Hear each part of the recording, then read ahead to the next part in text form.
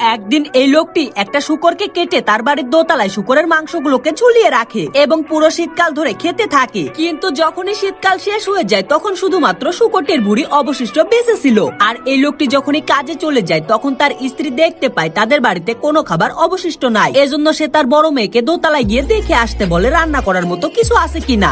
আর যখনই তার বড় মেয়ে এই শূকরের ভুঁড়িটিকে রান্না করার জন্য ধরতে যায় তখনই এই শূকরের ভুঁড়িটি তাকে গিলে খেয়ে ফেলে। আর অনেকক্ষণ হয়ে যাওয়ার পরেও তার বড় মেয়েটি নিচে আসছে না বলে সে তার মেঝো মেয়েকে দোতলায় পাঠায়। তবে এই মেয়েটিকেও শূকরের ভুঁড়িটি গিলে খেয়ে ফেলে এবং অনেকক্ষণ হয়ে যাওয়ার পরেও তার মেঝো মেয়েটি নিচে আসছে না। এজন্য এই লোকটির বউ তার ছোট মেয়েকে তার দুই বোনকে দেখে আসতে বলে। কিন্তু এই ছোট মেয়েটিও তার দুই বোনকে দেখার জন্য দোতলায় উঠলেই এই শূকরের ভুঁড়িটি তাকেও ধরে গিলে খেয়ে ফেলে। এদিকে অনেকক্ষণ পার হয়ে যাওয়ার পরেও তার তিনটা মেয়ের মধ্যে কেউই দোতলা থেকে নিচে আসেনি। এজন্য লোকটির বউ অনেক চিন্তায় পড়ে যায় এবং সে নিজেই এবার তার মেয়েদেরকে খোঁজার জন্য দোতলায় উঠে পড়ে। কিন্তু সে দোতলায় ওঠা মাত্রই এই শূকরের ভুঁড়িটি তাকেও ধরে গিলে খেয়ে ফেলে। এদিকে লোকটি কাজ থেকে বাড়ি ফিরে এসে কাউকেই বাড়িতে দেখতে না পেয়ে সে সবাইকে খুঁজতে থাকে এবং সে তাদেরকে খুঁজতে খুঁজতে দোতলায় উঠে যায়। তবে এই লোকটিকে ধরেও এই শূকরের ভুঁড়িটি গিলে খেয়ে ফেলে। আর তাদের চারজনকে খেয়ে এই শূকরের ভুঁড়িটি নিচে নেমে যায় এবং গ্রামের সব মানুষগুলোকে খেতে শুরু করে দেয়। কিন্তু তখনই একটা লোক শূকর চড়াতে চড়াতে চাকু দিয়ে রুটি কেটে খাচ্ছিল।